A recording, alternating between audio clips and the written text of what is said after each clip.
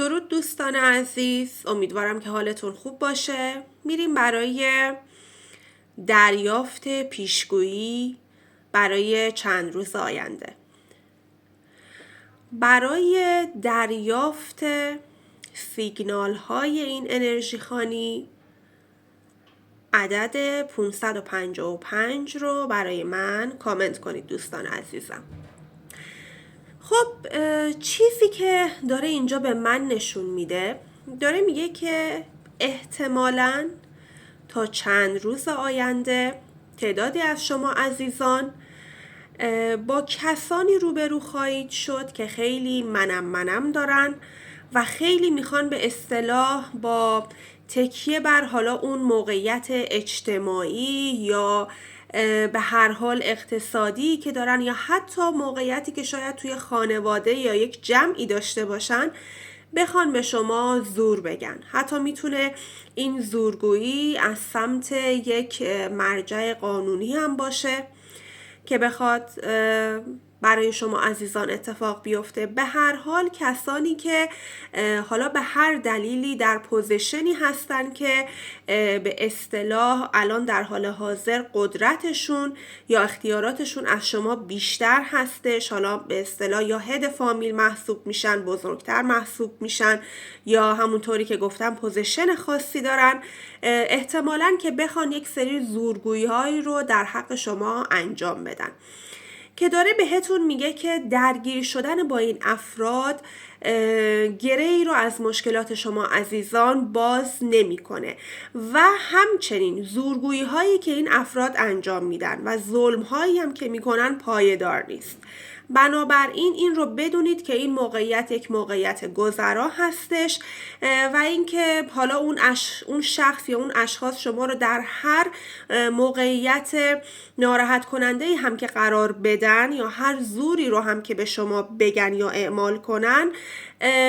اثراتش موقت هستش و نیازی نیستش که شما بخواین با درگیری با اونا انرژی خودتون رو به هدر بدید. از سمت دیگه چیزی که داره اینجا به من نشون میده،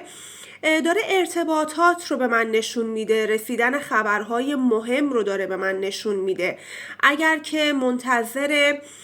رسیدن خبری هستید، منتظر رسیدن نامه‌ای هستید، حالا میتونه جواب یک آزمون باشه، جواب یک آزمایش باشه، جواب یک درخواست قانونی، حالا مثل ویزا باشه، ویزای تحصیلی، کاری، مهاجرتی باشه، یا درخواست استخدام حتی میتونه باشه. به هر حال اگر که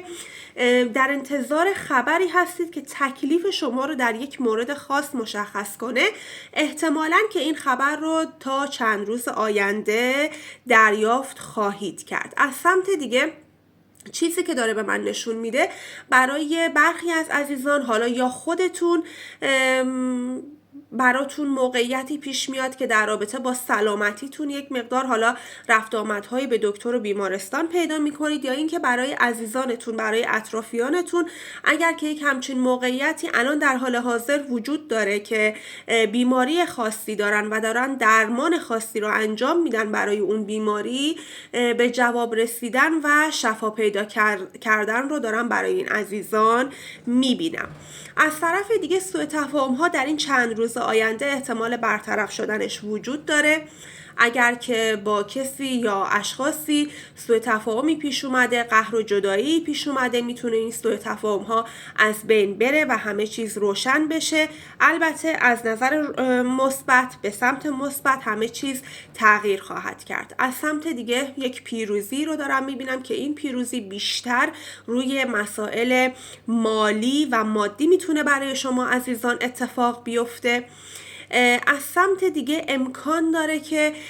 بخواید خودتون به اصطلاح با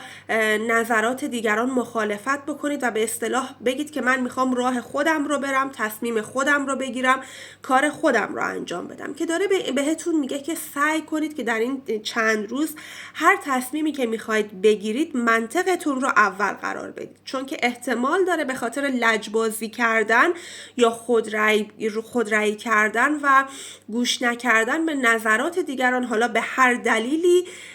تصمیماتی بگیرید که در دراز مدت بتونه متاسفانه به ضررتون باشه. امیدوارم که این انرژی خوانی تونسته باشه راهی رو براتون مشخص کرده باشه، جوابی رو بهتون داده باشه و باعث به آرامش رسیدنتون باشه. شب و روزهای خوبی رو برای شما عزیزان آرزو میکنم. مسیحا هستم، سایکیک مدیوم، و برای ارتباط با من میتونید به آیدی تلگرام من به نام مرکوری 5555 که البته در زیر این پست هم ذکر میکنم میتونید که با من در تماس باشید برای دریافت انرژی خوانی شخصیتون. ممنونم از همگی شما.